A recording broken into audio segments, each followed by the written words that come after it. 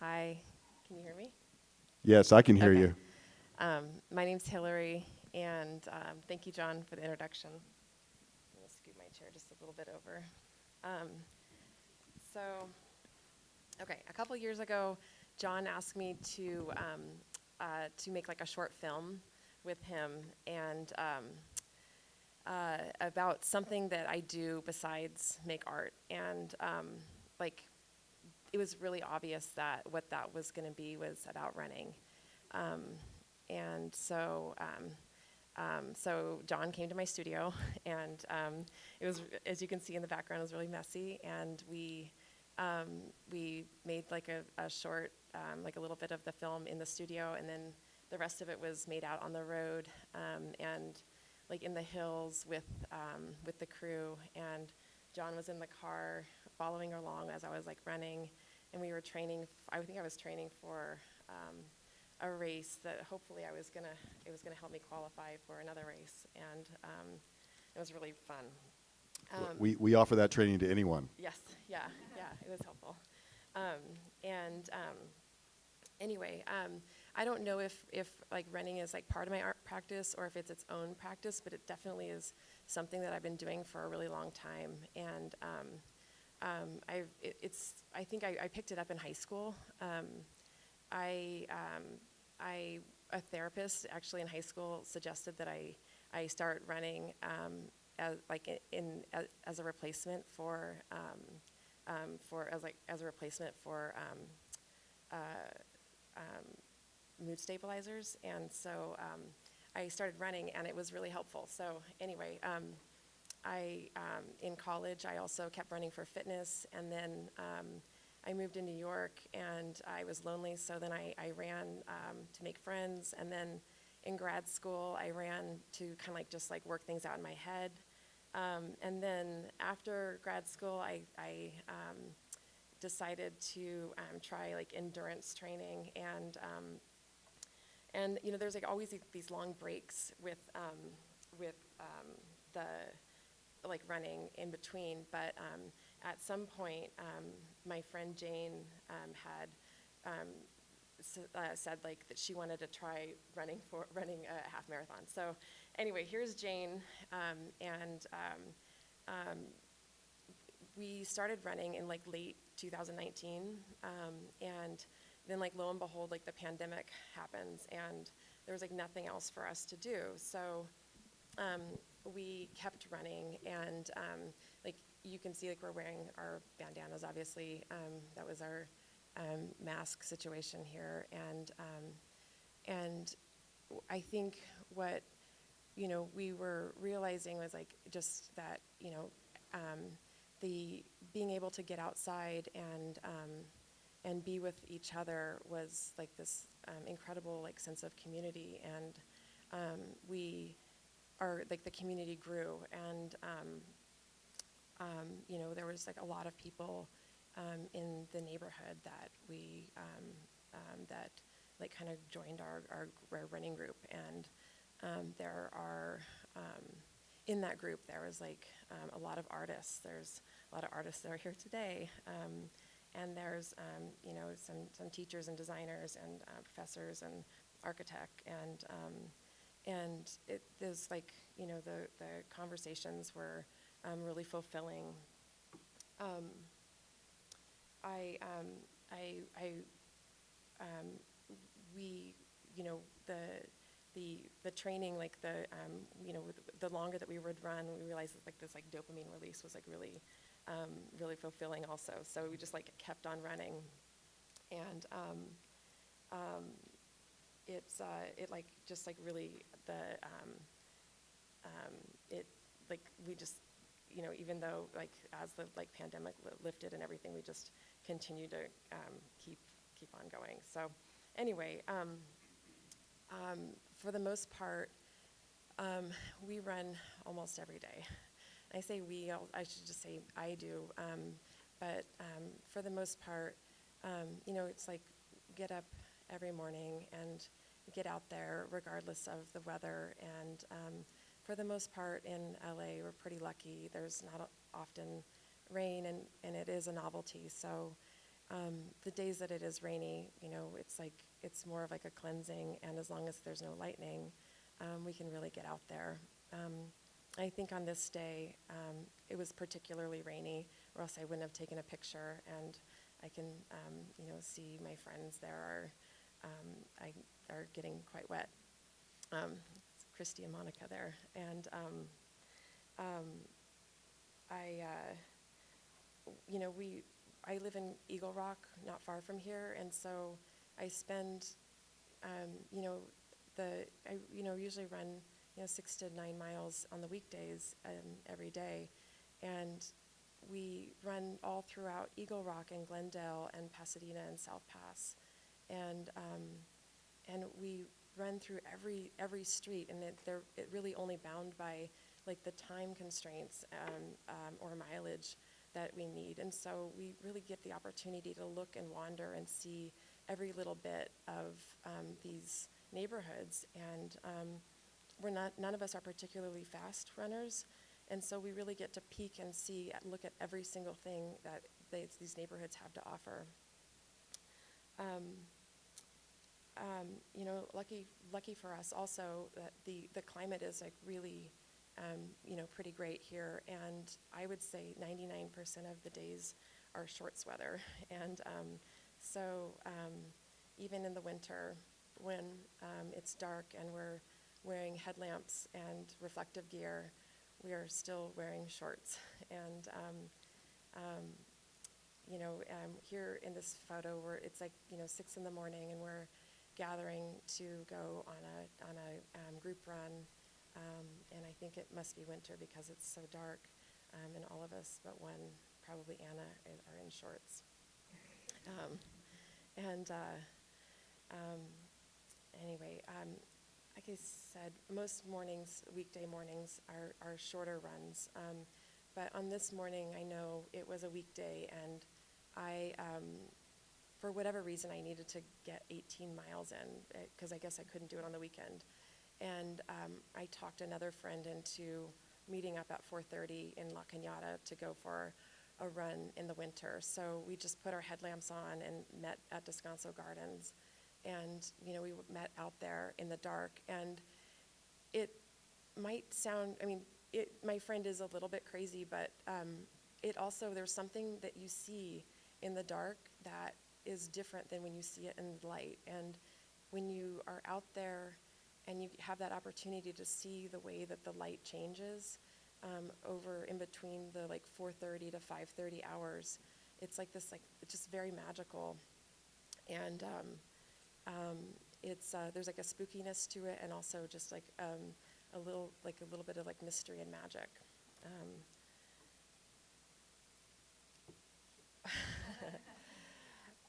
I like to run no matter what, except for if I'm on an airplane. But in the winter, we go to visit my husband's family in Milwaukee, and I do feel a little bit nutty when I'm held up inside. So in Milwaukee in the winter, or Waukesha, it's 8 degrees. It feels like -7, and it is really cold. But there's something really special about getting to outside and getting to feel the cold air on your lungs, and seeing the way the light comes up through the bare trees, and the way that little crystals form on the bare shrubs, and the weird signs that are in the Midwest that just don't exist here. This is one of the only times of the year that I am wearing, running tights and gloves plus mittens plus a puffer jacket, and it's freaking cold, but it's fun too, and you get to see signs like this that aren't here in California. I think one of the things that I really like, that I really value about running is these opportunities to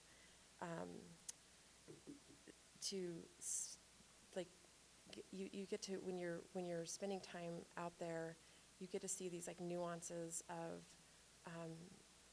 throughout the seasons of the sunrises and in the season, and like I know that this is probably in the winter because I can tell that the grass is so green, and it's probably humid because of the cloud cover and the way that the sun is just like creeping.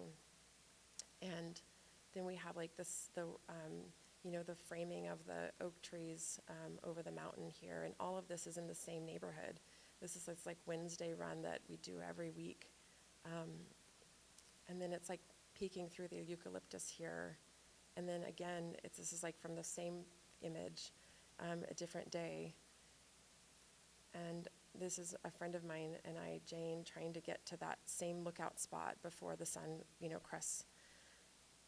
And, it just, there's so many different places, so many different like landscapes throughout LA, whether they're man-made or natural or whatever. And it just the slowing down to look at them all and just enjoy them and like find inspiration. I know in this photo I was like really trying to capture this like little bit of moon that was showing. I couldn't quite get it, but I could feel it. And so we're getting like the sunrise and a moon, and some sort of like rocket. There's like the rocket trails as well. And when I'm like running, I am oftentimes taking photos without the intention of making like a painting from them. Really, just like trying to have the memory of like the place that I've been. But then when I'm like scrolling through my phone or whatever, I end up finding pictures and like really just enjoying the nuances of all the color that is in there. And they don't quite come through the same way I remember them, but the feeling is there. And so I know like this image I ended up using for watercolor later on, and you can tell like there's like these incredible variations of like greens and browns and like haze and the purple of the mountains. And my friend Ken took this picture. I can tell because I can see myself down in the like lower left corner. I'm always wearing pink shirts for some reason, and there's like this like winter haze all around, and I love the like orange and red and purple of the kind of like dead bushes. There's also like in the man-made like more like streetscapes, these like kind of crazy intersections. Like this is like I know that these types of compositions are very very exciting for me, where I see these like lines that kind of zigzag across the scope. And I know we're not supposed to talk about paintings here, but this is something to me that is very fruitful. No talking about paintings. We'll skip these next slides. Okay, here comes some paintings. So I did want to share really quickly some images that I did take and then I made paintings from, because I just thought it was, these are images that I took that it can just show the editing and the artistic liberties that I take. Can you go back and show that again? So obviously they're not. Oops. Sorry. Go back to the first one. Okay. There you go. Okay. Now go So to the painting. I clearly take I'm not making a photorealistic painting, and can I go to the next one? Yeah. Okay. And they're just like painting. They're just images that I took when I'm running, and then I'm making a painting from them afterwards. So this is one of my favorites. And then What is that? this is Eastern Sierras. Yeah. So I went camping out in like Lone Pine, I think. Yeah. But another thing I really love about running is that it kind of fulfills this like space for me where it can be anything I want it to be. So like when I'm really happy, I can like pound it out really fast on some intervals, or I can or on hills, or I can go slow and just enjoy like a really beautiful, like observation run. Or if I'm depressed, it can literally just be like get out of bed and put one foot in front of the other and get through the day.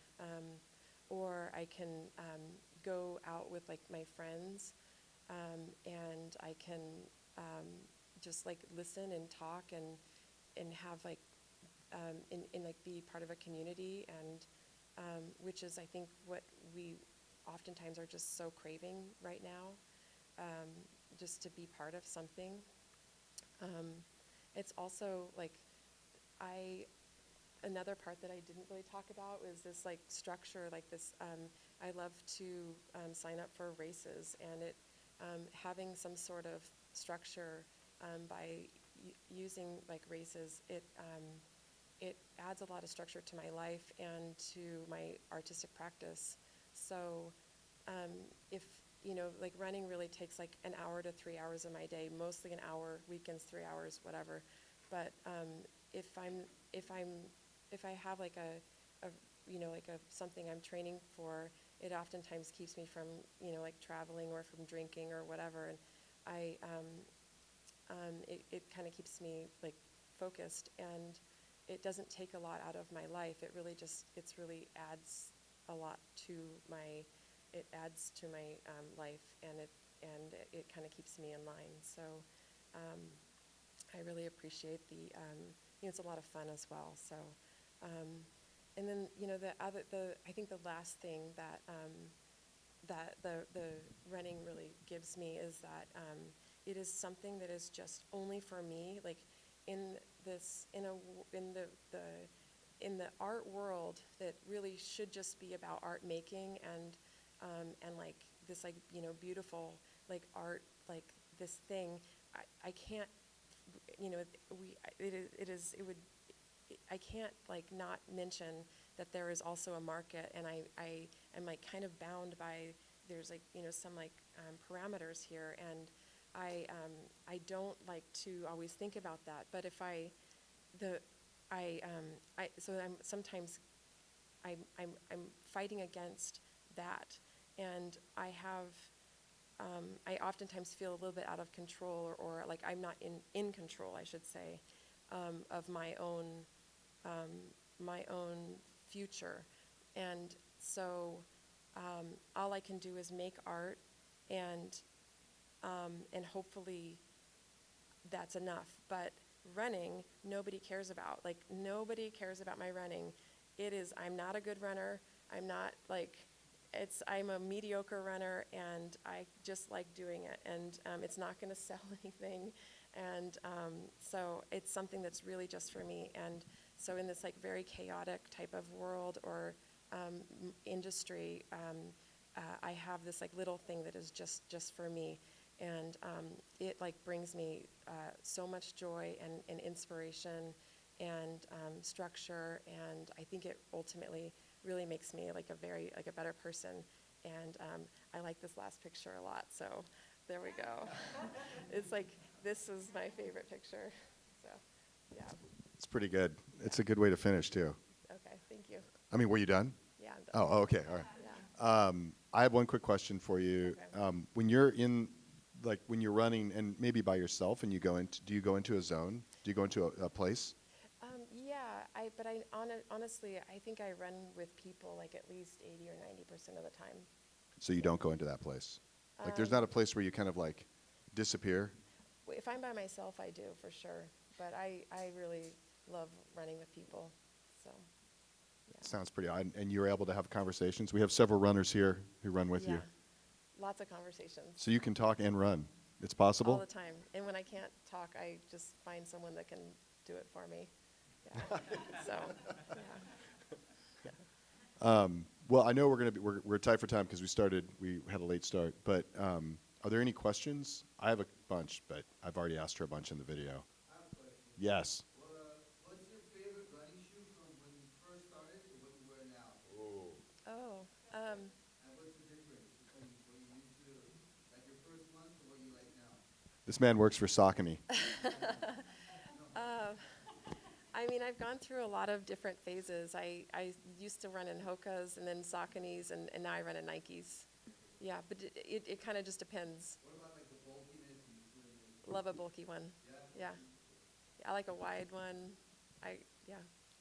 These are exactly the questions I was hoping we'd hear. Seriously. All right. What else? Yeah. There's one in the back.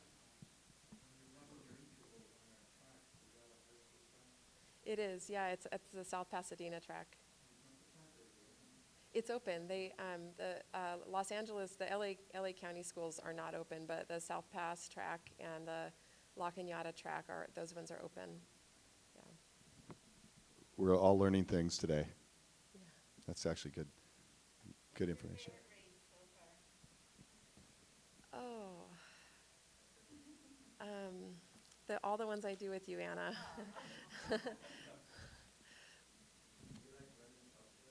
Yes, yeah. I like hills. Yeah. And there are a lot around here. Yeah. So it's We're good. really lucky here in LA. Honestly, like the variation of hills and scenery and just like variation in general is really plentiful, especially in this nook of LA. So.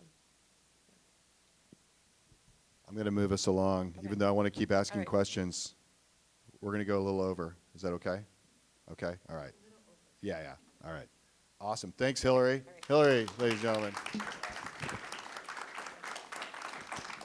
All right. Before Andrew comes up, I'm going to introduce him. Oh, look, the finish line. That's pretty good, right? Okay. All right. Our next lecture will be by Andrew Schoultz. Andrew is a fellow Midwesterner. He was born in Milwaukee, Wisconsin, and moved to San Francisco in 1998, around the same time I did, but I didn't know him. I knew Andrew's work before I met him, which was all over the Mission District in murals. And I think San Francisco, for those of you who were there, that was a very exciting time to be in art. And Andrew was firmly entrenched in that conversation. We saw his work everywhere. And his work became an important part of the urban fabric in the Mission District and throughout San Francisco. And it continues throughout his currently into his paintings and installations that he's doing around the world. He's exhibited at Hausfeld Gallery in San Francisco. I'm going to mess up some of these names, so help me out here. Joshua Leiner Gallery in New York. That one I'm not worried about. Droste Wuppertal Gallery in Germany, in the same town as Wuppertal, right? Was it in Wuppertal, Germany? Wuppertal, yeah. Gallery LJ in Paris, and Colección Solo in Madrid. His work is in collections at LACMA, the Berkeley Art Museum, and SF MoMA. And if that's not enough for you, he currently has a show at Alloy here in Los Angeles that's up until May 31st, correct? Yep. Yeah. So Andrew's not going to talk about his work. He's not going to talk about his paintings. You can ask him later about that. He's going to talk today about the tray flip. Hello, everyone. Thanks for coming. So I'm going to preface this. What I'm going to talk about is that I am not a historian in this, and I'm not claiming to be an expert. But before I get into the tray flip, John? Oh. I was going to see a picture. Oh, no, just what's the advance on? The space bar, okay. So basically, I want to give my background with like when I began skateboarding, because I think that's important in terms of like the greater conversation of the tray flip. I began skateboarding in 1985, and basically got my first skateboard on spring break when I was in the 5th grade, and it was from a Target, and it was a Veriflex Splash. And so prior to that, around 81, 82, I was super into BMX and freestyle biking. And so at the time, there were a couple different magazines. One was called BMX Plus, and then there was another one called Freestyling. And so in freestyling, they started to sprinkle skateboarding into the magazine, and I was starting to become interested in it, and it was starting to pick up kind of speed just in general. But again, growing up, I grew up in Milwaukee, Wisconsin, so like I was not in like California or even Florida where maybe skateboarding was happening a bit more and was like maybe a little bit more common at that time. But I was pretty much immediately drawn to it. And so around that same time when I got my skateboard, another friend of mine in my class had a Trans World skateboarding magazine, and I still remember this to this day because I was just blown away. It had Chris Miller on the cover, and he was skating in a bowl, and just at that moment I was like immediately just like, oh, this is gonna be my thing for sure. And you know, as time went on, I like was looking through these magazines and like realizing too that like a lot of what was going on in the 80s was like giant vert ramps, giant bowls, giant stuff. And like living in the Midwest, I didn't have access to this kind of stuff. I was like mostly in the street, like riding my bike in front of the house or my skateboard. And so like basically immediately kind of looking through these magazines, there were a couple names of people that stuck out to me, one being like Mark Gonzalez, who you may or may not be familiar with, and another one was a guy, Natas Kappas. And so these guys were doing stuff in the street. They were weirdos. They had art on their grip tapes. They were doing I was immediately just like, oh, these are my guys for sure. Like, and then not long after that, I became aware of the local skate shop in Milwaukee called Rad Sports, and they would rent skateboard videos. Around that time, the video Bones Brigade 2 Future Primitive came out, which was like the second installment of these videos with like Tony Hawk, Lance Mountain, Steve Caballero, Tommy Guerrero, Mike McGill, some other people. Rodney Mullen was in there. But so Rodney Mullen, well, before I go on, like that video too, it was like the opening of this video was Tommy Guerrero basically coming out of his apartment and just cruising the streets of San Francisco. And like, again, just like, this was just like resonated with me. I was like addicted. I was like a fiend for what I saw. And, you know, so my 6th grade birthday, I had my mom rent the movie Future Primitive, and my birthday party was basically me and my friends watching the movie Future Primitive. The summer before that, I had bought my first pro skateboard, which was a Mark Gonzalez Vision. It's a pretty iconic board at this point. I am trying to talk pretty fast because I know the time is limited. But basically, in the movie Future Primitive, there's Rodney Mullen, who you see here on the screen, and he's basically at this time riding a freestyle board, which is a smaller board than what you would recognize as like a regular skateboard. And freestyle was like there were separate genres. There was like vert, street, and then freestyle. And for me, I was just totally hooked on like street. Made sense to me because I had access to street. And even though living in Milwaukee, we did have one pretty famous skate park called the Turf. It was far away. It cost money to have pads. It cost money to have a membership. I kind of did not have that kind of access at that time. But fast forward, this is Rodney Mullen again doing, right here he's doing the trick, the Ollie Impossible. But so basically, like, Rodney Mullen began with the kick flip, which at the time was called the magic flip. And he did this in 1983, which that trick is the precursor to basically the 360 flip. A 360 flip is basically your board flipping and rotating 360.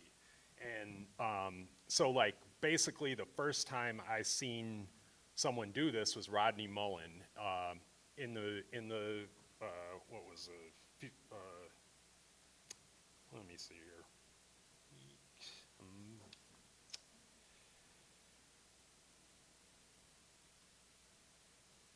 Oh, Public Domain. It was in the Bones Brigade video for Public Domain. You see Rodney Mullen doing a 360 flip on a freestyle board.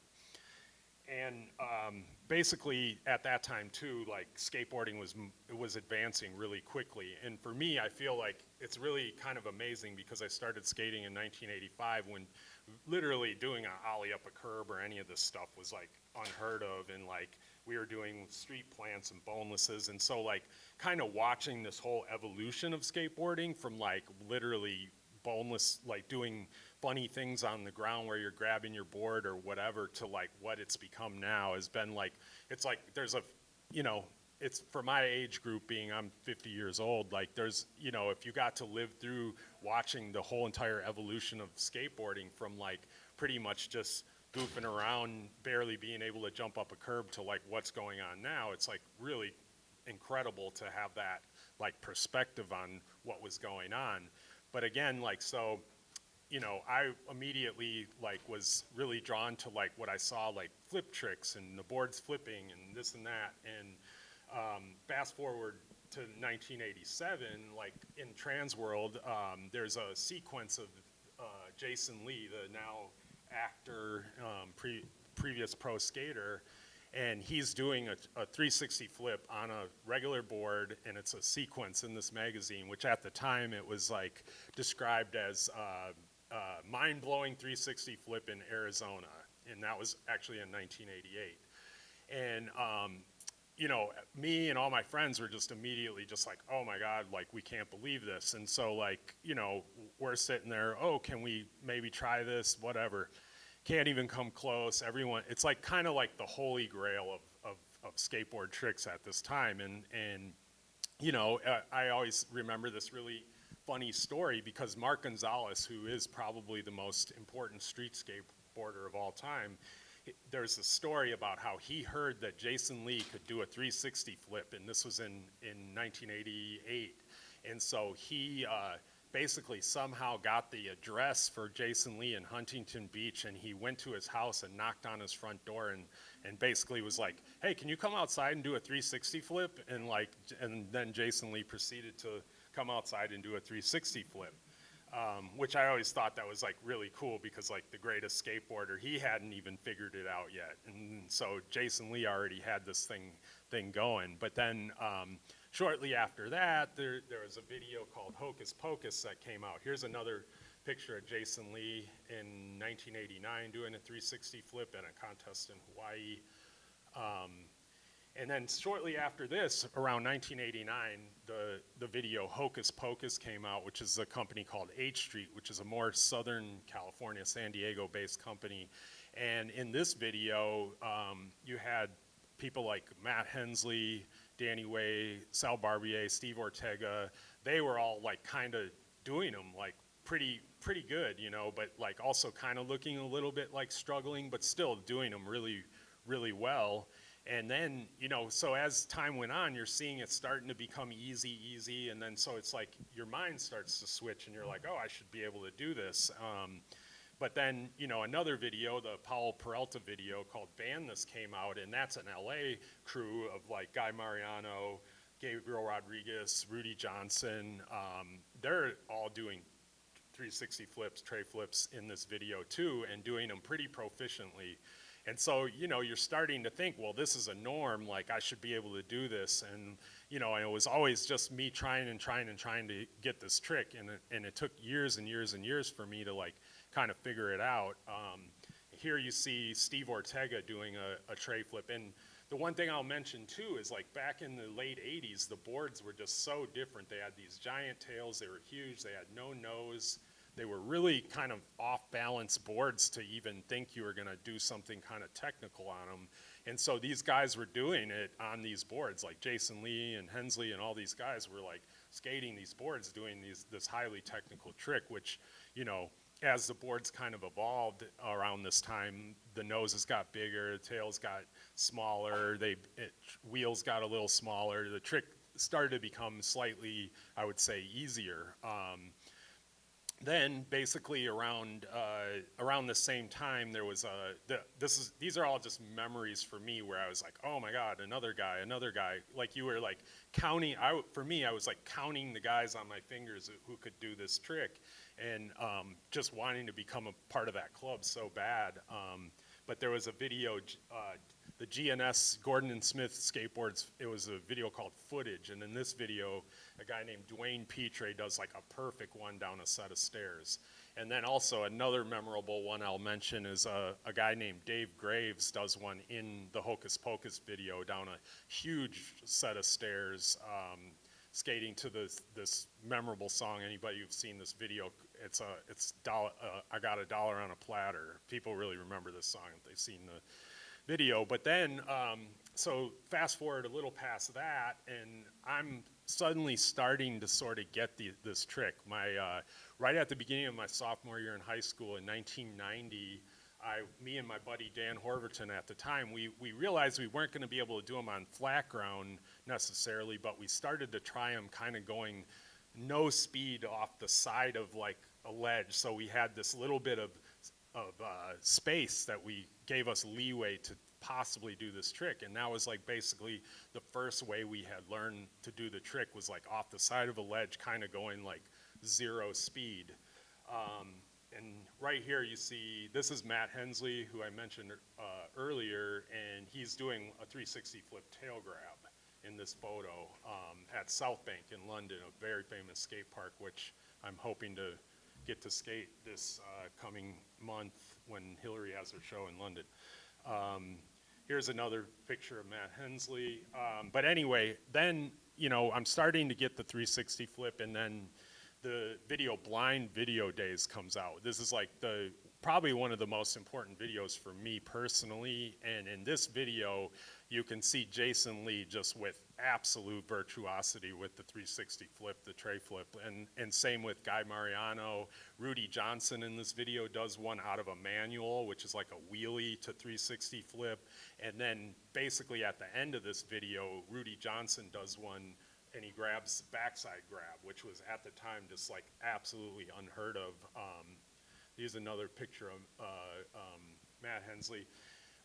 So like, basically it was like something at this point just clicked in my brain, and then all of a sudden me and my friends were like, since all of a sudden it seems so normal to be able to do this trick, me and a lot of my friends were basically starting to get them like on flat ground and just take them to different things, and it was becoming like easier and easier.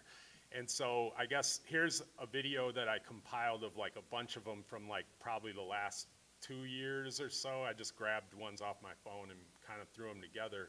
But I guess I'm trying to move a little bit forward too. That's kind of like my history of it. But like for me, this trick was always just like the trick I loved the most, and it was a trick that I just did over and over and over again. And as the years go on, it's like anybody who kind of knows me or skates with me, they kind of identify that I do tons of this trick. And then, you know, you start to see like, you know, there's a very repetitious nature in my work too, like that, and it's like, oh, like there's this repetitious nature in the way I skate. I start to draw like a lot of these different connections, and like just like taking one thing or one image and like applying it in as many ways and in as many situations as I possibly can, I start to notice, oh, this is kind of the way what I do with a 360 flip or a tray flip is like, I love to just try to like, you know, apply it and, oh, think of a new place to do it, a new way to do it, a new thing to do it on, a new whatever. And it's kind of like this, you know, setting goals for myself, like with what Hilary was speaking about with running. You know, when she's training for a marathon, she's setting like a goal for herself. And so for me, suddenly it just started to become like this, the tray flip, like set a goal for myself. Oh, go to a place. Some of these, like this particular one right here, I probably tried 1,500 times. Gabe sitting in the back can attest to that. I went there probably 4 or 5 times before I was able to do it. And that, you know, and that's the thing, is it's like a lot of these things you just see like a landed trick and you're like, oh, whatever, but like, so rarely do you get to really know the like real struggle. Like the one you just saw, that was probably over 16 visits to this place, and I would say thousands and thousands of tries until I actually did it. But so like, you know, just that being said, it's like, you know, over the years, it's all of a sudden, it's like there's this pressure, and with whether it's skateboarding or whether it's art, like you're always supposed to be evolving, you're always supposed to be pushing forward and progressing and all this stuff. But like sometimes it's like the progression is just like happening by like really mastering this one thing and like being able to just really apply it and really see through like every last little option. And this for me is like, you know, the OCD in me is like definitely present in the way I skateboard and the way I create art. But, you know, that being said too, it's like, you know, over time, like I just, as I'm getting older too, you know, skateboarding has become like a thing where I'm in the gym 4 days a week, stretching, doing all these things to sort of maintain my ability to keep on skateboarding into my 50s. And it's tough, you know, I would be lying if I said it wasn't tough, but it's also like motivational. Like I'm always kind of have this goal to maintain this thing and still be able to do it and still be able to have fun with it.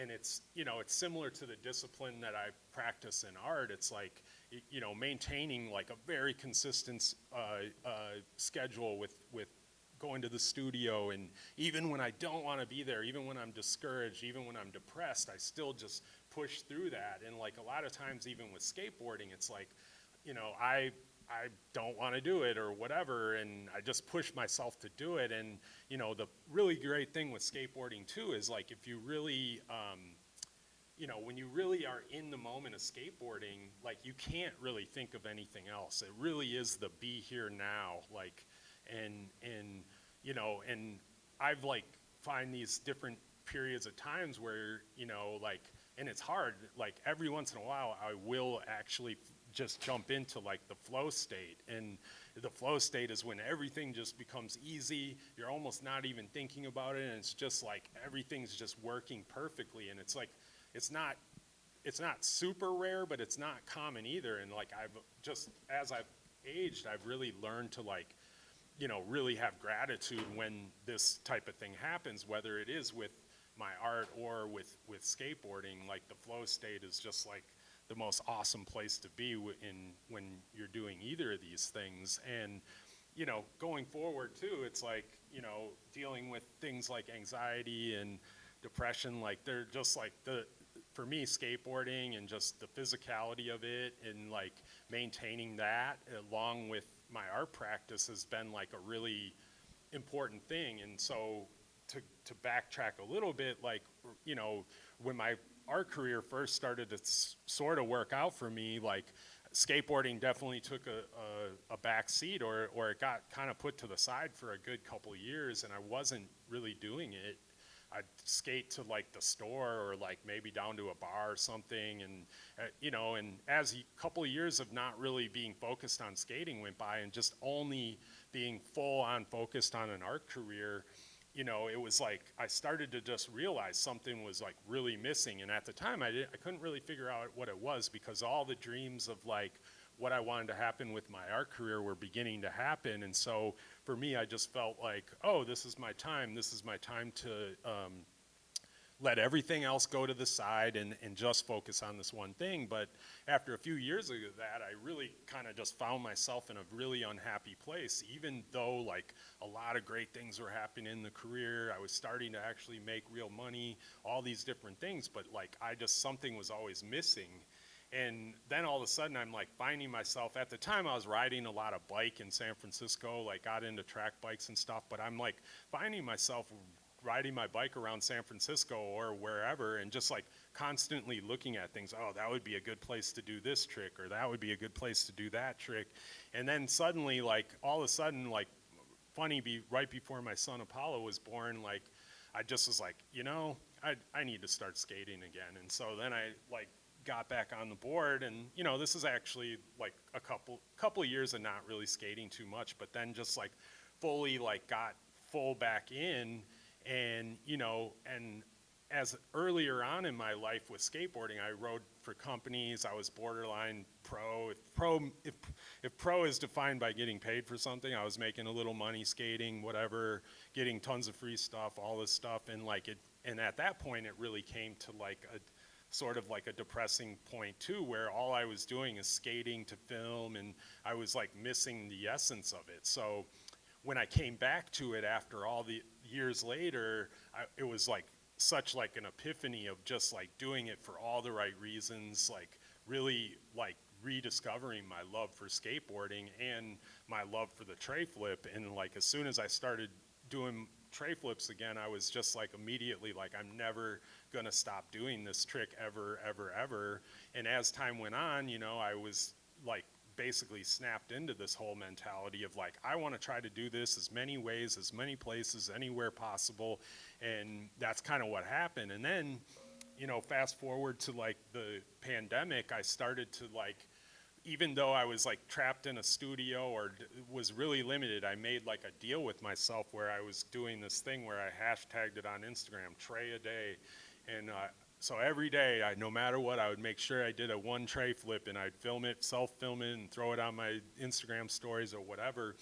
And then it kind of just started a thing with a lot of people. All of a sudden were like hitting me up, oh, tray a day, and like it became like a cool thing, because then like as we started to get out doing things again, it almost like made this weird little community of people who also wanted to do tray flips every day. And you know, I find that these kind of connections with like anything are just amazing, whether it would be running or whatever activity you do. With skateboarding, you just immediately have a built-in community, and like this is like another really important part of like for me, like skateboarding really saved me. There's like a saying that people will you know, put on Instagram or any of these things where it's saved by skateboarding, but it's like, it really is the truth in so many cases, because like a lot of you make so many friends, and it's such a diverse audience.